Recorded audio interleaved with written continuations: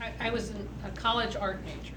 When I was in college, as you can imagine, women were not really considered fine artists. They were usually relegated to things like needlework and pottery and weavers and craft. There were those things at that time was called craft. And so when I graduated as an art major, I was told by my male teachers that my work was kind of too domestic and probably I wouldn't get that far in the art world. So I decided to go into education, continuing to do art on the weekends and during the summers or whenever I could for a very long time. And one of the things that I did as I got older, I went through several phases. I did start out as a potter, by the way, and and then I went into printmaking, and then I went into glass. But I started taking evening classes at Otis while I was working in education. And my teacher, one of my teachers is here, Benita Elmer, and she kept pushing me into showing my work. Mind you, I've been doing, I had closets full of paintings and things that I've been doing my whole life, and my family had seen it, and that's pretty much it.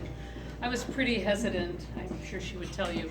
I didn't really want to get into publicizing work or promoting myself or anything like that.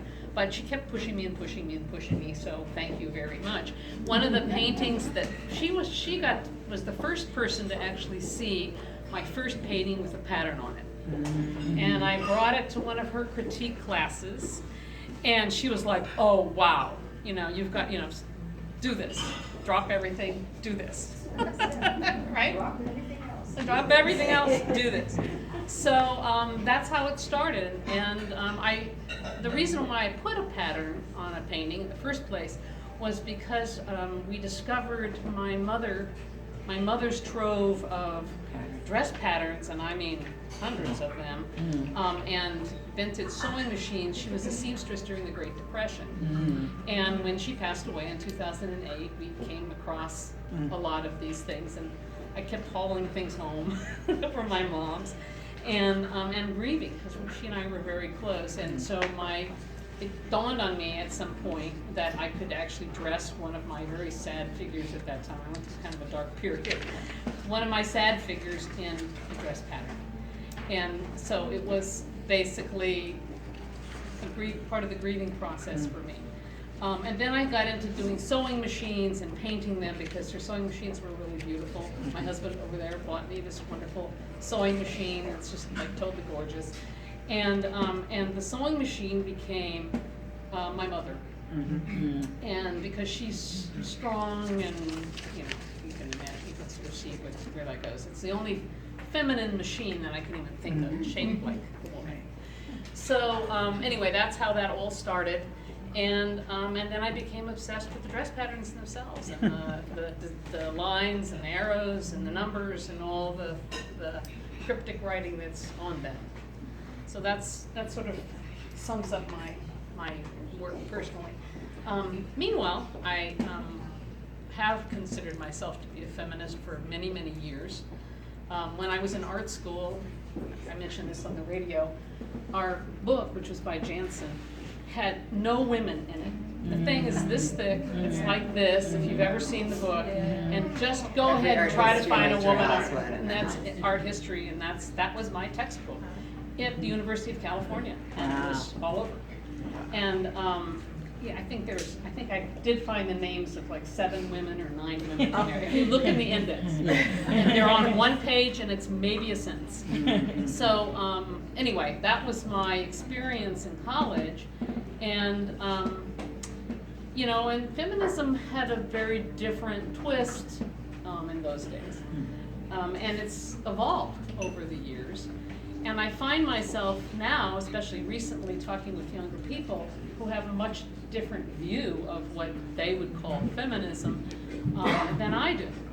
So when Peter Frank was also here, someone was here, yes, he's over there, okay. Took a look at, it actually was this piece over here, the 5 torsos, which each are an aspect of woman, which I can talk about another time, but each one of them represents a certain aspect of a single woman, or of woman as the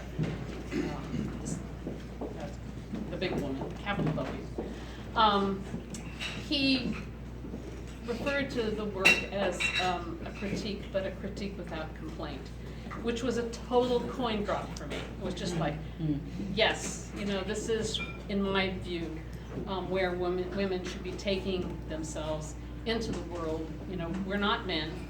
Why compete with men? We have our own strengths and abilities that should be revered and honored and valued every bit as much as men's value qualities. But anyway, that is kind of where the idea came from.